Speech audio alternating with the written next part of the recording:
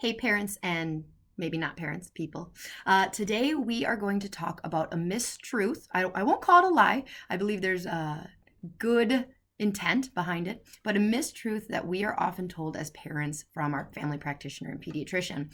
And that is that our child that has chronic ear infections will grow out of it. So here's the deal, is why I call it a mistruth and not a lie is because technically a lot of children do outgrow ear infections, kinda. What happens is I prefer to use the word that the ear infection evolves into a different illness as the child ages. So the reasoning behind why saying they outgrow is because a lot of times pediatricians say that a child gets an ear infection because their tubes are narrower and they're more horizontal. So you don't have gravity helping pull that mucus and drainage system. And that is absolutely true. We are born with smaller tubes and they're more horizontal. And so there's just more opportunity for mucus to be stagnant. And stagnant mucus is not good mucus. That's a breeding ground for bacteria. So then what happens is as we get older, those tubes do get larger and they become more vertical. So we've got gravity going for us. But here's the reason that we say that these children often evolve into children with chronic strep or sinus problems or asthma, because that's what the studies say. So there was a study done by a Journal of Chest magazine, and they took 7,500 children ages 2 to 11 and they surveyed the parents. So here's what they found. They found that if you had 3 ear infections as a child, you were 2 times more likely to be at risk for asthma. Okay. And this was just a universal thing. And this is what I've seen in clinic anecdotally. Absolutely. And the thing is they don't know why. They had theories. The study, the scientists concluded with like theories of like, well, maybe it's the same household, maybe it's this, maybe it's that, but they can't really link it. And the reason that they can't link it is because what we like to do, what scientists like to do, medical doctors like to do, is they like to view the human body in like different sections of organs, like as if the organ system is functioning all itself. So the ear system, that's its own thing. And then the sinuses, that's a whole different thing. And then the lungs, that's a whole different thing. Our immune system. And the reality is that's not how our body works. So instead of viewing it in different sections, the adenoids, the tonsils, this all working independently, we have to think about the body as one overwhelmed system in a child that has ear infections. A child with chronic ear infections does not have an ear problem. They have an immune system that is under stress and also have a drainage or plumbing problem. So that child is, because of this, locked into a state of overwhelm and fight or flight.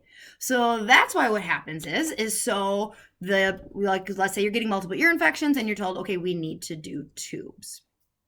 And so you do this, very easy and no big deal procedure.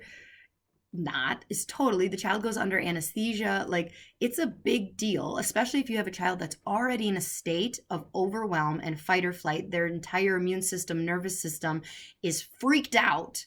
Yeah, doing an invasive surgery and injecting a non-organic, like it just kind of, is like trying to put a fire out with fuel.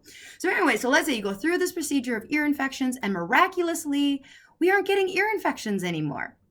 But then what starts to happen is because you didn't address the actual root of the problem, is that body is still in overwhelm, and now it's probably even a little more overwhelmed, and it starts to migrate the issue a little south. So if you just got tubes, then what starts to happen is a couple months later, parents start noticing a lot of like sore throat, wheezing, coughing, go in, child's diagnosed now with chronic strep. And so you have to keep doing antibiotics.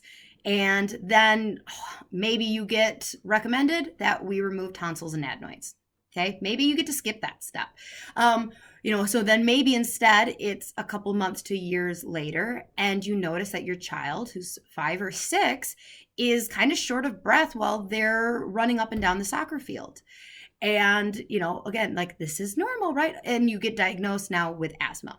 And it all goes back to the fact that in the beginning with the ear infections, you didn't address the root of the problem. And so by creating and throwing these band-aids on, the body keeps moving the problem within the body because you're not actually addressing it. So one thing that we notice is kind of universal with a lot of these children that are either dealing with asthma or chronic ear infections or allergies or sinus infections is that there was something typically traumatic around the birth process. Birth is traumatic in itself. A lot of people only think about the mom and what she had to endure for hours, but there are two participating parties in that. And so whether it is a labor that lasted longer than 24 hours, blood pressure spiked, drugs were needed to use for pain management or to induce the whole process. Maybe they needed to use the giant plunger or the tweezers, or maybe the worst case scenario, it had to end in an emergency C-section. Either way, we think, whew, we're lucky, we're here, but we need to address that baby just went through a major physical trauma and emotional trauma. And so what happens is that creates like what we call a kink in the nervous system. And that kink, it's often found in the upper neck. That's why if you've ever been on the witnessing end of a birth, you'll notice that's where they tend to grab and pull, whether they're coming out the vaginal canal or the abdomen. That is the leverage point for a baby, is right underneath the ears. Well, that specific area of the nervous system is tethered to a couple very important things. Drainage and plumbing is like first and foremost. So our body's ability to drain our sinuses, our body's ability to drain fluid from our ears is going to greatly depend on whether or not that child's drain is clogged or unclogged. And having a kink in that vertebrae will absolutely contribute to a clogged drain. What is also responsible in that area is our breathing and respiratory centers. So that's why you can imagine that just creating another exit for the fluid, because that's what you're doing, is like, okay, so the body's not properly draining down the way it's supposed to. Well, we'll just add tubes and create another exit. Well, you still got that kink, which is decreasing the child's immune system and is also going to affect their ability to have normal breathing and respiratory. So this is a huge topic. Obviously, you're probably sitting and going like, wait, what? I'm trying to figure this out. This is why this is the tip of the iceberg and only a portion of what we're going to talk about in our free online webinar next Wednesday. It's our allergy and sinus webinar, but don't not sign up. Don't wait for your child. If you have a child that is getting chronic ear infections or strep throat or sinus infections, don't wait until it turns into allergies to sign up. Get the information now, because we're going to empower you with things that you can do now to prevent this whole cascade from happening. So have a great rest of your day. Thanks for listening. Hope you learned something.